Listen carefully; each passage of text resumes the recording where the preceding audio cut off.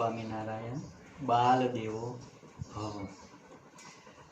आज हम हिंदी भाषा को सही तरीके से पहचानने के लिए, इनको सही तरीके से अच्छी तरह से जानने के लिए और पढ़ने के लिए व्याकरण की बहुत आवश्यकता है।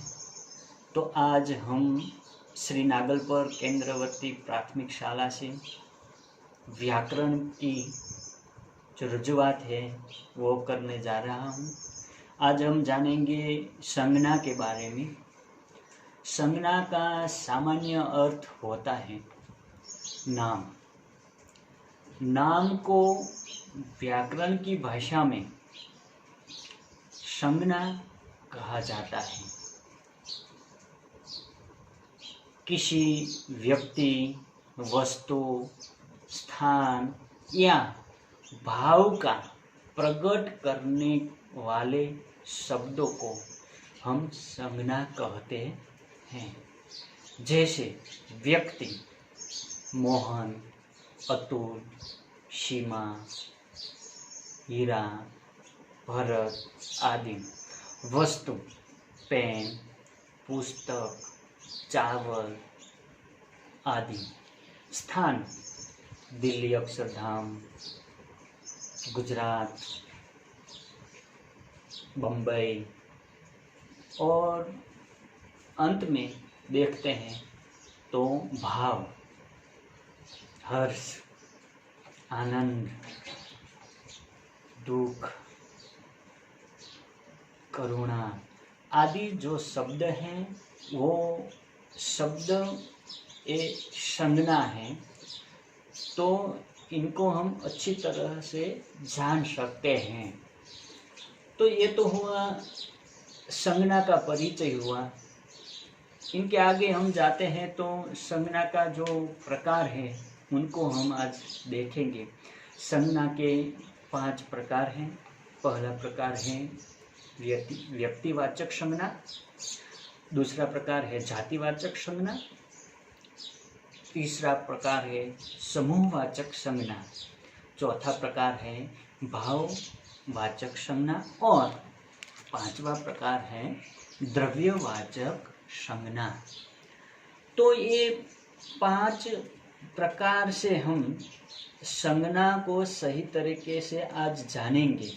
तो इनमें से जो पहला प्रकार है व्यक्तिवाचक संज्ञा, तो इनके बारे में देखेंगे तो किसी खास व्यक्ति को सूचित करने वाली संज्ञा को हम व्यक्तिवाचक संज्ञा कहते हैं। जैसे वीर सावरकर,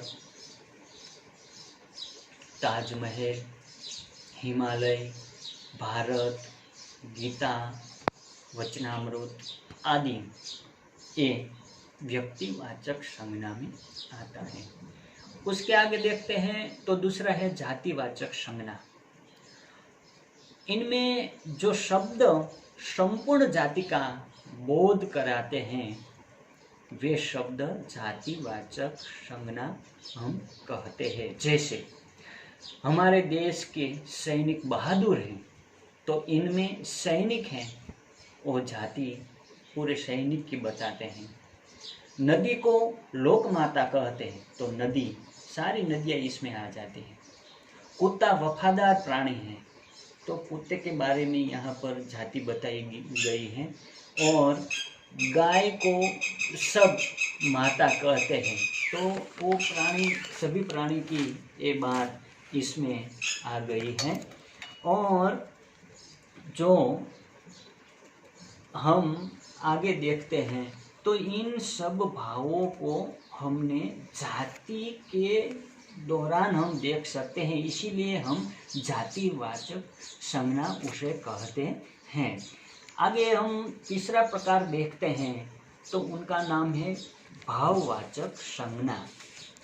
तो इनमें जिस शब्द से व्यक्ति या वस्तु के गुण, अवगुण, भाव, दोष, अवस्था का बोध होता है, इसे हम भाववाचक संज्ञा कहते हैं।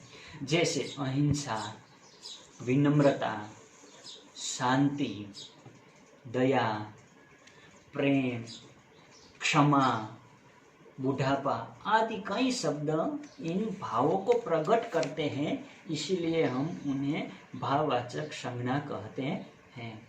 और चौथा जो संज्ञा का प्रकार है वह देखें तो उनका नाम है समूहवाचक संज्ञा। जिस संज्ञा से एक ही जाति के व्यक्ति या वस्तु के समूह का बोध हो उसे हम समूहवाचक संज्ञा कहते हैं। जैसे सेना, सभा, भीड़, गुच्छा आदि कई प्रकार के जो शब्द हैं उन्हें हम समूहवाचक संज्ञा के रूप में कह सकते हैं। अंत में हम देखते हैं तो द्रव्यवाचक संज्ञा, जिस शब्द से किसी धातु, द्रव्य, पदार्थ आदि का बोध हो इसे हम द्रव्यवाचक संज्ञा कहते हैं। दूसरे शब्द में कहे तो जैसे नाप तोल जाए, ऐसे द्रव्यवाचक संज्ञा हम कहते हैं। जैसे घी, तेल, सोना, चांदी, पानी, दूध, चावल, गेहूं, पेट्रोल, डीजल आदि कई प्रकार के इस तरह के शब्द हैं, उन्हें हम द्रव्यवाचक संज्ञा में गणना करते हैं। और इस प्रकार हमने बड़ी सफलता से संज्ञा के प्रकारों का परिचय हमने प्राप्त किया है।